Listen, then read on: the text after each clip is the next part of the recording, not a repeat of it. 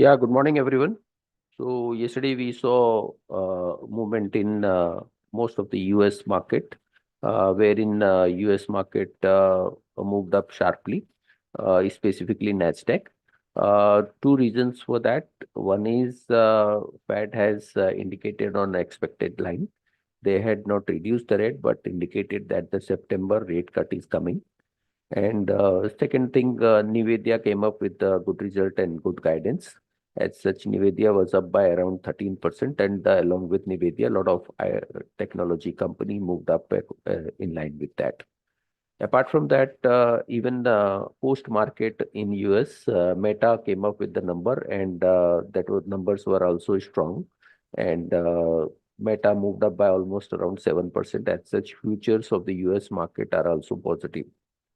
All these positive are having its impact on the Asian market as well. Most of the Asian markets are positive except Japan. Uh, so apart from that, even the commodities has shown good bounce back. Uh, Oil is up by almost around $2 from the same time yesterday. That is around in 24 hours. And also, if we talk about aluminum is up by around 2.5% from the market close yesterday in India. Equity market close in India. And also copper is up by 1.5%. Iron ore and steel are up in today morning in China. Iron ore is up by around 2%. Steel is up by around 1%. So all gloomy environment across the board, and similar things will also be visible. We may see bounce back in metal stock as well because of the metal moving up, and also apart from that, we may have some negative impact because of the sentimental negative news of Infosys. But overall, seems positive direction for today's trade. I'll request technical team to take up from here. Thank you, sir. Good morning, all of you. Yesterday we saw that market trading in flattish and closing flattish. In last two trading session, we saw that some momentum. But today we expect positive open and remain range bound during the day. Upside 25,000 is the first immediate resistance. To intraday 25,040 is the next resistance for Nifty. If Nifty clear this resistance, then we expect 25,100 and 25,240 in upside. Downside major support place around 24,900 and 870. If binary the Nifty break this range, then next immediate support place around 24,700. Bank Nifty also trading in upper range and maintain the close the 50 DMA above last 3 to 4 trading sessions. We expect this momentum towards 51,700 and then 51,970.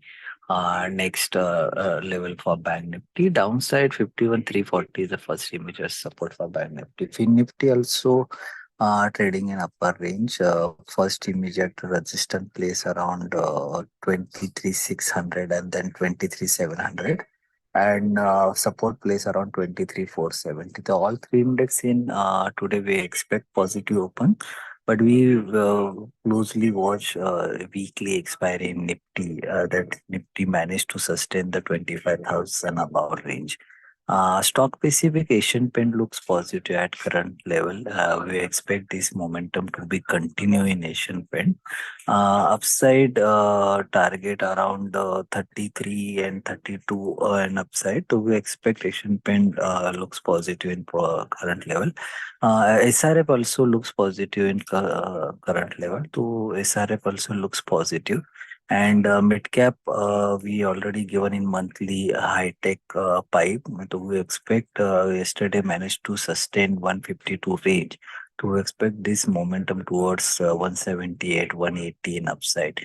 So high tech also looks positive and mid caps, small cap stock, and downside 145 is a major support for high tech pipe.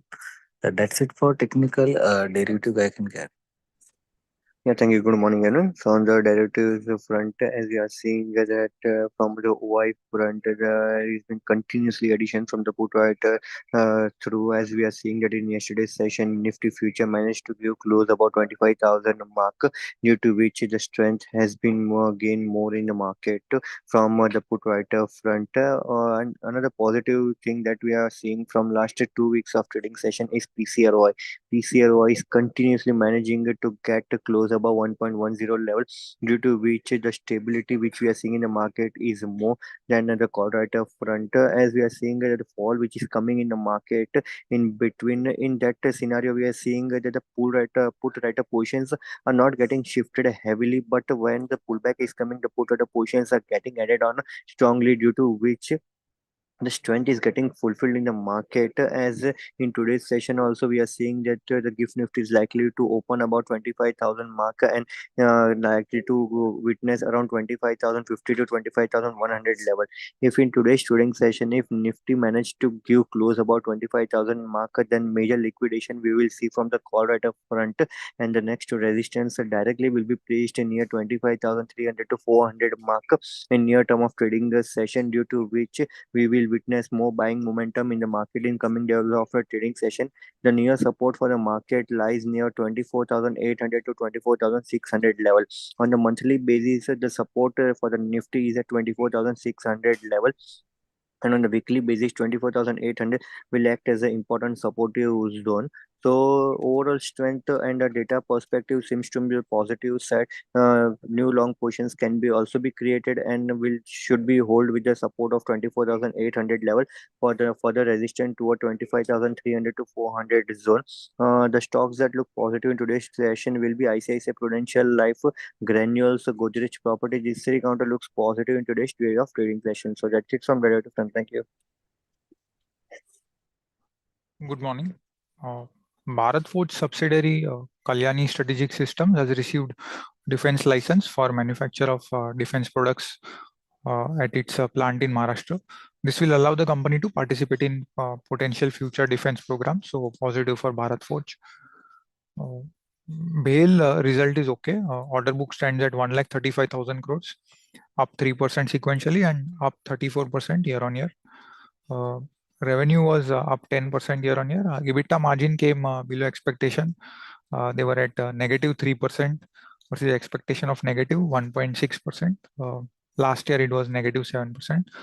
And also loss came at 212 crores versus last year loss of 350 crores. So overall neutral from near term, but positive from long term perspective. GE T&D India result was ahead of expectation. Order book came at 6,300 crores, which was flat sequentially and up 60% year on year. Revenue was up 5% sequentially and up 34% year on year and came 8% above estimates. This is one of the few company in infra and capital goods that has seen sequential growth in the June quarter. EBITDA margin came at 16% versus expectation of 10% and last year 7%. Profit came at 134 crores versus expectation of 56 crores and last year's 28 crores. So a substantial beat on profits. Management doesn't give guidance on revenue, but they mentioned that the gross margin of 40% seen in Q1 is not sustainable. However, it will be higher than the whole of last year's level of 34%. So somewhere in between. We are positive on the stock, and based on the result, stock can outperform in the near term. Five-Star Business Finance result has improved. Loan book as well as profits grew by 7% sequentially and 36% year on year. So this kind of growth we have been continuously seeing in the stock, but stock has been underperforming mainly because 4 private equity investors are wanting to get out of the company, and their selling will keep coming after every few months. That's the reason that stock is underperforming. So to that extent, we remain neutral on Five-Star Business Finance despite the company performing very well. Bank of Baroda result is in line with expectation. Decline in net interest margin and tepid treasury income was offset by lower credit cost. Advances were weak as they declined by 2% sequentially and increased by just 8% year on year, as the bank let go of 25,000 crores of corporate loans because the yield on them was pretty low. Net interest margin declined by 9 basis points and came at 3.18%. However, management said that there were unusually higher recoveries in quarter four, and so to that extent, NIM in Q4 was overstated. So on a like-to-like basis, actually NIM had expanded in quarter one by 4 basis points. Credit costs remained low at 40 basis point versus March quarter 50 basis point. Slippage was also under control at 1.1%. FY25 guidance that management has given is of loan growth of 12 to 14%, deposit growth of 10 to 12%, NIM of 3.1 to 3.2%, slippage of 1.1, credit cost of 75 basis points, and ROA of 1.1%. So pretty much ROA is in line with what the company has been posting in last few quarters. So we remain positive from long-term perspective. Thank you. Good morning.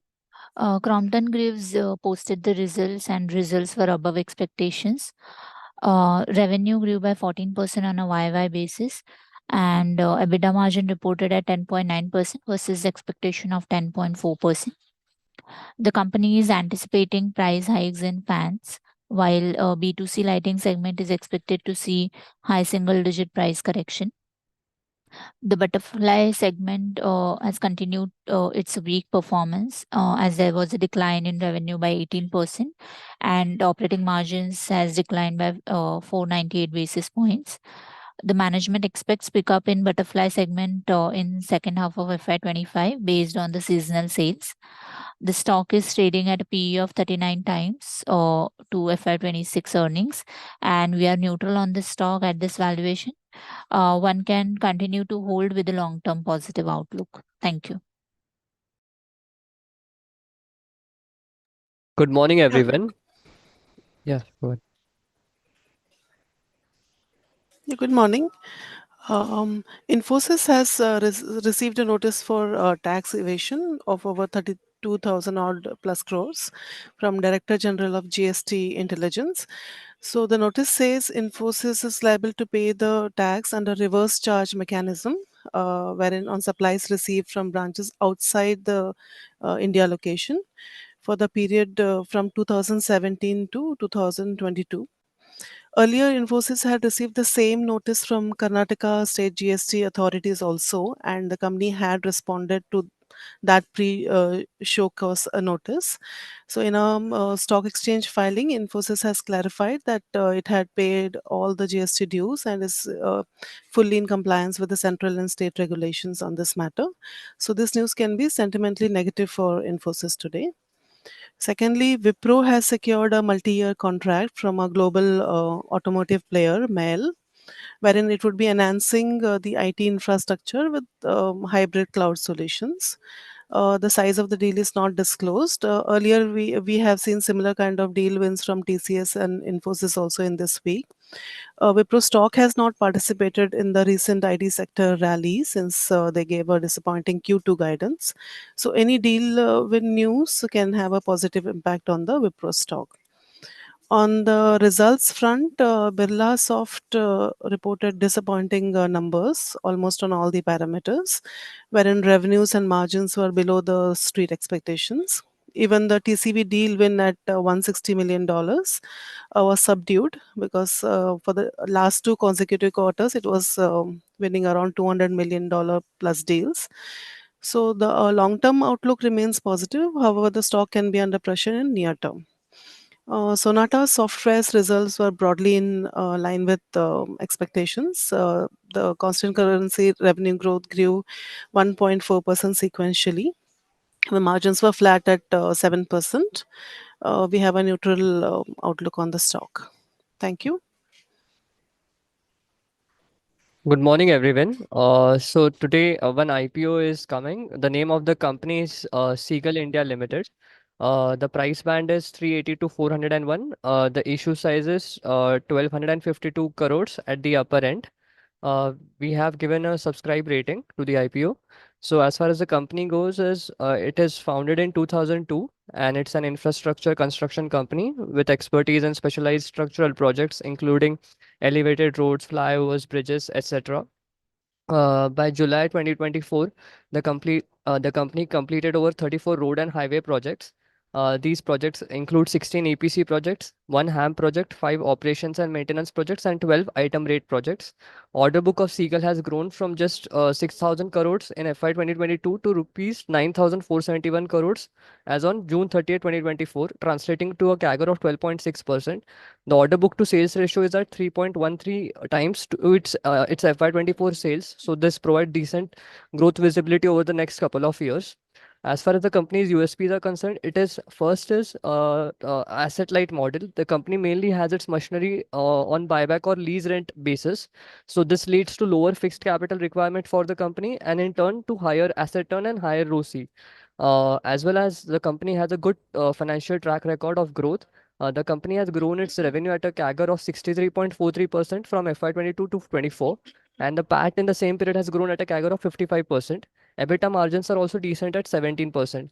On the valuation side, the PE multiple for Seagull is at 22 times, which is at the premium to an industry average of 18 times. But the company deserves to trade at a premium to peers on the back of strong growth track record and higher ROCE. We believe Seagull will sustain its premium valuations, and thus we recommend to subscribe to the issue. Thank you. Hello everyone, good morning. Maruti Suzuki result is above expectations. Revenue from operations declined by 7% QOQ but grew by 10% YOY. EBITDA declined 4% QOQ but grew by 51% YOY. EBITDA margin came at 12.7% versus expectation of 11.6%. PAT is above expectation. Company commenced additional vehicle assembly line at Mansar to manufacture 1 lakh units per annum. Company launched 4th generation Swift in May 24. New Swift is driving growth in the hatchback segment. Company's average discounts increased to 21,700 from 14,500 in quarter 4. Capacity utilization at around 85% compared to peers with high discounts, and rural segment performing better than urban.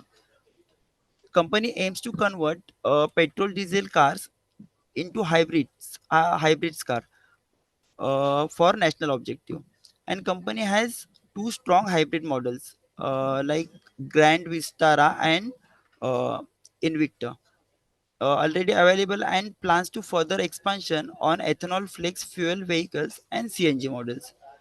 So the outlook is positive for Maruti Suzuki. Mahindra and Mahindra result is also above expectations. Revenue from operations grew by 7% QOQ and 13% YOY. EBITDA grew by 20% QOQ and 27% YOY. EBITDA margin came at 15% versus expectation of 14%, and PAT is in line with expectation. In Mahindra and Mahindra, auto and farm business on track with market share gain. SUV up 130 basis points, LCV up 160 basis points, and tractors up 180 basis points. And consolidated profit is up 20%, excluding one-time gain from last year. Uh, uh, Key drivers of growth are auto and farm, and hospitality and real estate are strong spots with high occupancy and pre-sales. In domestic market, revenue up 16% in auto sector, uh, but in international market is under pressure, particularly from US and Europe. So the overall outlook for M&M is positive. And expectations for the auto sector have been released for the month of July. Accordingly, two-wheelers are expected to grow double digit or high single digit. PVs are expected to grow mid single digit, and CVs and tractors are expected to grow low single digit. Thank you.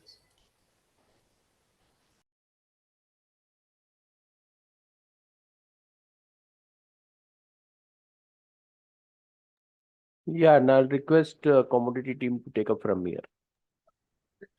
Yes, sir. Thank you very much. Good morning, everyone.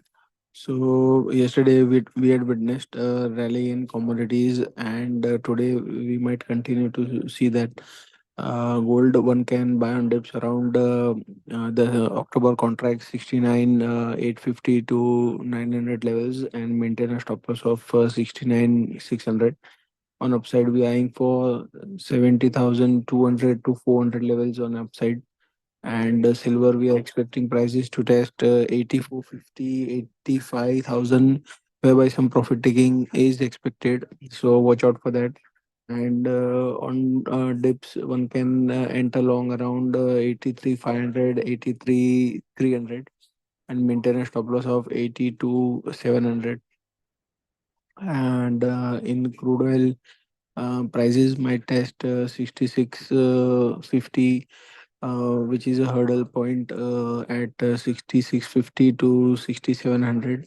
So from there, one can expect profit taking. However, on dips, one can enter long around 6500 and maintain a stop loss of 6430. Natural gas, we are witnessing a consolidation from 165 to 180 levels. So if 165 reaches, then one should be cautious in long positions. Else, one can buy with a strict stop loss of 165 for a pullback. And in base metals, copper, the August contract, one can enter around 803 with a stop loss of 797. On upside, we are expecting 812 to 15 on higher end. Similarly, zinc also, we are expecting 260 to 56, 57 on upside. So buying around 253 is recommended with a stop loss of 251. That's it from us. Thank you very much.